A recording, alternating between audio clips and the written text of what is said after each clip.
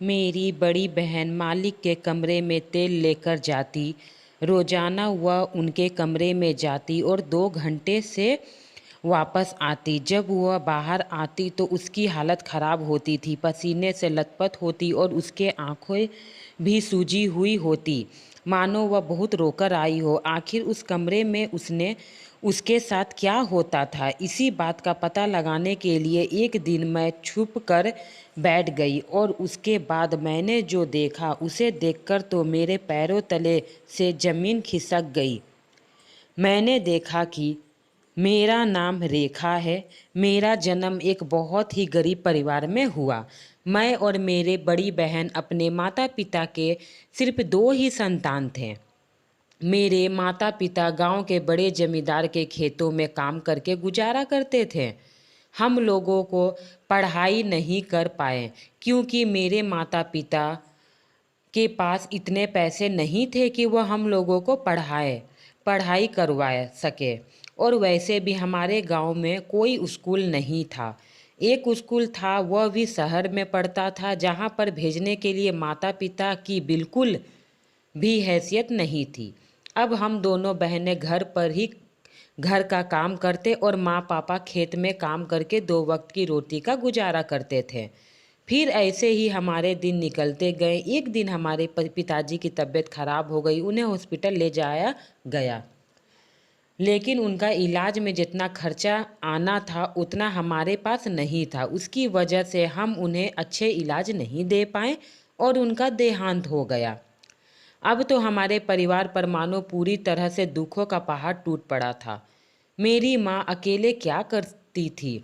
वह बेचारी दिन रात खेतों में काम करती और जैसे तैसे 2 वक्त का खाना जुटा पाती थी।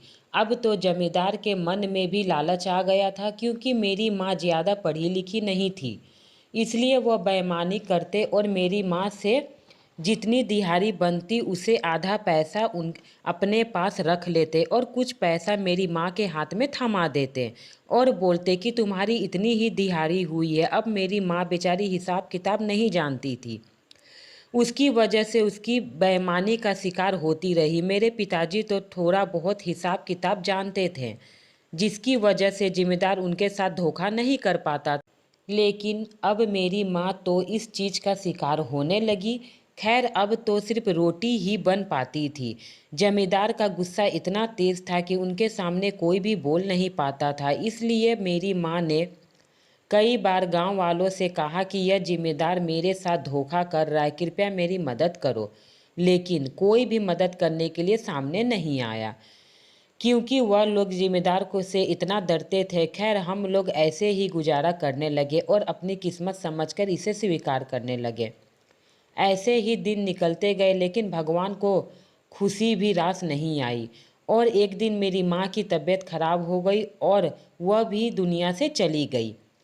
अब तो मानो हम दोनों बहनों के ऊपर दुख का पहाड़ सा टूट पड़ा था। आखिर हम भी क्या कर सकते थे, और कोई भी नहीं था जो हम लोगों को संभाल सके, और इतनी लंबी उम्र नहीं थी हम लोगों की कुछ कर सके। लेकिन हालातों ने हमें बड़ा कर दिया था और मेरी बड़ी बहन और मैं दोनों जमींदार के खेतों में काम कर अपना गुजारा करने लगे। हम लोगों के लिए दिन का समय तो निकल जाता, लेकिन रात का समय निकलना बहुत मुश्किल था, क्योंकि दोनों बहनें अकेली पूरी रात कैसे निकाल पाती। हमारे तो कोई रिश्तेदार भी नहीं थे जो हम लोगों का सहयोग कर सके, और गांव के जमींदार के बेटे जो सबसे बिगड़ेर थे, उन लोगों से भी डर लगता था कि पता नहीं वह कब क्या कर बैठे। लेकिन उन्होंने हमें कुछ भी नहीं कहा और हम ऐसे जैसे तैसे दिन अपना निकालने लगे। खैर, एक दिन हम लोग खेतों में काम कर रहे थे,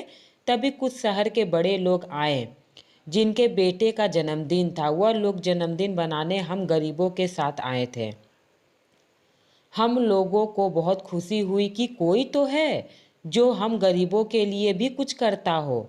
उन लोगों ने अच्छे अच्छे पकवान हम गरीबों को बांटे। हम लोगों ने पहले वह पकवान कभी भी नहीं देखे थे, लेकिन आज उसको खाकर बहुत अच्छा लगा, क्योंकि जब से माँ पिताजी गए हैं हम लोगों ने रूखी सूखी रोटी के अलावा आज तक कुछ भी नहीं खाया था।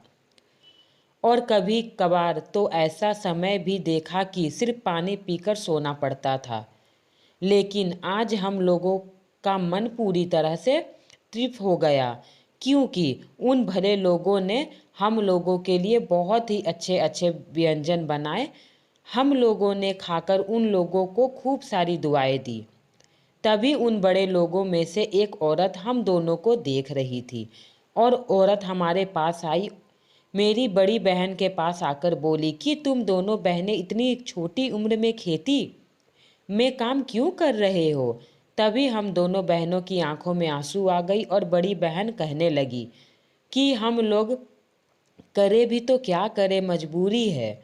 हमारे माता पिता इस दुनिया में नहीं रहे, और हमारा कोई रिश्तेदार नहीं है जो हम लोगों को संभाल सके। इसलिए हम दोनों बहनें जमींदार के खेत में काम करके रूखी सूखी रोटी प्रबंध बनाते हैं, ताकि भूखे ना मरे। अब वह औरत को हम लोगों पे दया आ गई। वो अपने पति से बोली कि क्यों ना दोनों बहनों को हम अपने घर ले चले, और हमारे घर में वैसे भी नौकर तो रखना ही है, क्यों ना इन लोगों को वहाँ पर काम रख करवा लेंगे, और बदले में अच्छी सुविधा भी दे देंगे, ताकि यह भी खुश और हम भी खुश। तभी उसके पति को भी यह बात ठीक लगी। वह लोग अपने गाड़ी में बैठाकर शहर ले गए। अब आज से पहले कभी भी शहर नहीं गए थे, और आज उन पराए लोगों के साथ जा रहे हैं। हमें तो बहुत डर लग रहा था कि पता नहीं यह लोग हमें ले जाकर क्या करेंगे।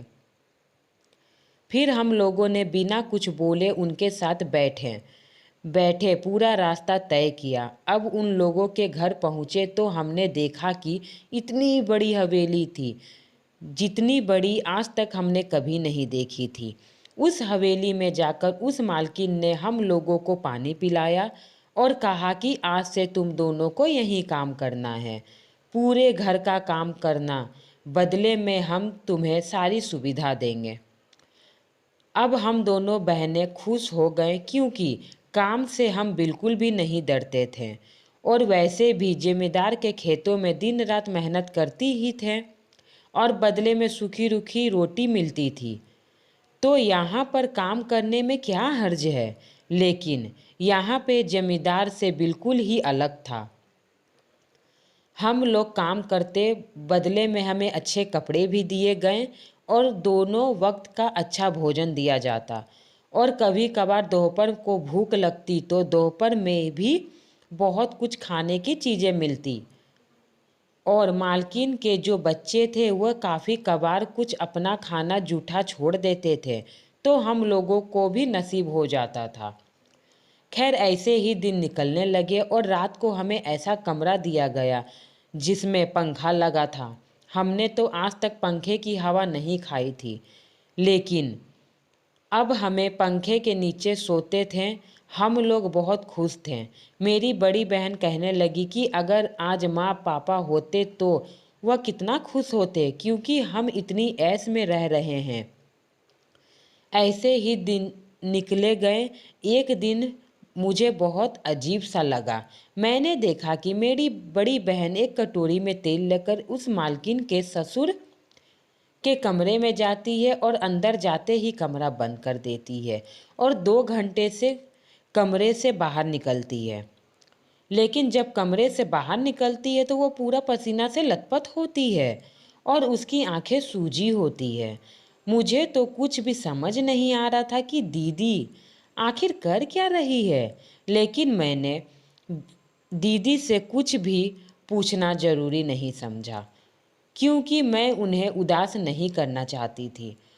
मैंने इस बात को अनदेखा कर दिया, और सोचा कि ऐसा ही कुछ काम से जाती होगी। लेकिन अब तो यह दीदी का रोजाना का काम हो गया था, और कमरे में जाने से मुझे कोई भी शक नहीं हुआ। लेकिन जब वह बाहर आती तो उसकी हालत खराब होती, और उसकी आंखों में आंसू बह रहे होते। मुझे यह सब देखा नहीं जाता कि आखिर दीदी को क्या तकलीफ है कि वह जब भी कमरे से बाहर आती वह रोते हुए निकलती है। मैंने मालकिन से इस बारे में बात करने की सोची, लेकिन वही पर कदम रुक गए, क्योंकि मुझे मालकिन से डर था कि कहीं इन लोगों ने हमें निकाल दिया तो हम कहाँ जाएंगे, और बड़ी मुश्किल से ही तो हमें इतना सुख सुविधा मिली है। एक दिन मैंने जैसे तैसे हिम्मत करके अपनी बड़ी बहन से पूछा कि दीदी, अगर आपसे एक बात पूछूं तो आप नाराज़ नहीं होगे? तभी मेरी बड़ी बहन बोली कि नहीं, तुमसे भला क्यों नाराज़ होंगी। मैंने कहा कि आप मालिक के कमरे में तेल के कटोरी लेकर क्यों जाती हो, और जब बाहर निकलती हो तो आपका हुलिया खराब क्यों होता है। तभी दीदी मेरी तरफ देखने लगी और बोली, तू इस सब बातों पे ध्यान मत दे, ऐसा कुछ भी नहीं है, मैं किसी काम से ही जाती हूँ, और आज के बाद तुम इन बातों में नहीं पड़ोगी। दीदी ने मुझे फटकार लगाकर वहीं पे चुप करा दिए। अब तो मानो मेरे शक की सुई चरम सीमा पर पहुंच चुकी थी। मुझे पूरा शक हो गया था कि जरूर दीदी किसी न किसी मुसीबत में है, वरना दीदी ने आज तक मुझे ऐसा नहीं किया कि उन्होंने मुझे कुछ ना बताया हो। खैर, मैंने दीदी से पूछ भी कर देख लिया, लेकिन दीदी ने भी कोई जवाब नहीं दिया। लेकिन मैंने 2-4 दिन ऐसे ही निकाल लिए, और एक दिन मैंने सोचा कि अब तो मुझे पता करना ही होगा आखिर उस कमरे में होता क्या है, क्योंकि मैं अपनी बहन की तकलीफ को और देख नहीं सकती थी। इसलिए मैंने सोचा कि आज रात को दीदी के जाने से पहले मैं उस कमरे में छुप कर बैठ जाऊंगी और सब बात का पता लगाऊंगी। खैर, शाम का समय होते ही सारा काम निपटा कर मैं खाना खाकर अपने बिस्तर के पास 2 तकिए रखकर ऊपर चादर बिछा दी, ताकि सबको लगे कि मैं यहाँ पे सो रही हूँ, और मैं उनके कमरे में जाकर छुप कर बैठ गई। अब दीदी ने मेरे कमरे में आकर देखा तो सोचा कि मैं सो रही हूँ, इसलिए दीदी तेल की कटोरी लेकर उस कमरे में चली गई। मैं वहीं कोने में छुपकर सब देख रही थी। जैसे ही दीदी अंदर आई तो दीदी ने दरवाज़ा बंद कर लिया और मालिक के पास बैठ गई। मालिक ने अपना कुर्ता उतारा। अब तो मुझे समझ में नहीं आ रहा था कि दीदी आखिर करने वाली क्या है। मुझे तो घबराहट हो रही थी कि कहीं कुछ गलत ना हो रहा हो। फिर मैंने देखा कि जैसे ही उस बुजुर्ग मालिक ने अपना कुर्ता उतारा तो उसके पूरे बदन में बहुत बड़े बड़े घाव थे और चोट के निशान थे। दीदी ने उस कटोरी से कुछ तेल लिया और उसी पर कुछ दवाइयाँ रखी थी, जिसे एक लेपन बनाया और उस मालिक के पूरे बदन का लेपन करने लगी, और फिर उनके पैरों पर मालिश करने लगी। तेज़ तेज़ मालिश करने की वजह से दीदी पूरी तरह पसीने से लथपथ हो गई। अब तो मुझे कुछ भी समझ नहीं आ रहा था, इसलिए मैं झट से उस कोने से बाहर निकल गई। मुझे अचानक वहाँ देखकर दीदी एकदम घबरा गई और मेरी तरफ गुस्से भरी निगाहों से देखते हुए बोली कि क्या हो रहा है यह सब? मैंने तुम्हें मना किया था ना, फिर क्यों यहाँ पर तुम छुप कर बैठी हो? तभी मैंने दीदी से कहा कि दीदी, मुझे गलत मत समझिए, मुझे आपकी फ़िक्र हो रही थी, इसलिए मैं यहाँ पे छुप कर बैठी थी और सब बातों का पता लगा रही थी। मेरी दीदी कहने लगी कि कोई बात नहीं। फिर मैंने दीदी से पूछा कि दीदी, आखिर यह सब क्या हो रहा है? तभी मेरी दीदी की आंखों में आंसू आ गए और वह बुजुर्ग आदमी भी अपने बेड से खड़े हो उठे। दीदी कहने लगी कि यह मालिक के ससुर हैं, लेकिन मालकिन इनकी निर्दय है कि इन पर रोज़ अत्याचार करती है, क्योंकि इनका नाम सारी ज़मीन जायदाद है और मालकिन अपने नाम करवाना चाहती है। यह उसके नाम नहीं करना चाहते, क्योंकि मालकिन के नीयत सही नहीं है, इसलिए वह इनके साथ मारपीट करती है। जब से मुझे इनका यह हालत पता चला तो मैं रोज़ रात को इनके घाव में मलहम करती हूँ और इनके पैरों में मालिश करती हूँ, ताकि इन्हें आराम मिले। और ज़्यादा देर तक मालिश करने की वजह से मुझे पसीने आने लगती है, गर्मी लगती है, और इनकी ऐसी हालत मुझसे देखी नहीं जाती, इसलिए मेरे आँखों में आंसू आ जाते हैं और मैं रो पड़ती हूँ। तभी मेरी आंखें सूज जाती है। अब तो मेरे सारा माजरा समझ में आ चुका था। मुझे दुख हुआ कि कोई पैसे के लिए किसी बुजुर्ग को ऐसे पीट सकता है। और इतनी भोली दिखने वाली मालकिन की असली सच्चाई जानकर तो पूरी तरह हैरान थी। मुझे उस मालकिन पर तरस आ रही थी कि बेचारा किस हालत से गुजर रहा होगा, और साथ ही बहुत बुरा लग रहा था कि लोग धन के लालच में कितना पाप कर बैठते हैं। फ्रेंड, मेरी ये कहानी अगर आपको अच्छी लगती हो तो मेरे चैनल को सब्सक्राइब करें, लाइक करें, और मेरी कहानी अगर आपको अच्छी लगती है तो एक छोटा सा कमेंट करें। और हाँ, अगर आप मेरे चैनल पे नए नए हो तो मेरे चैनल को सब्सक्राइब करें, ताकि इसी तरह अच्छी अच्छी कहानी मैं आप तक पहुंचा सकूं। मुझे सपोर्ट करिए। मिलते हैं नेक्स्ट स्टोरी के साथ। Thank you friend.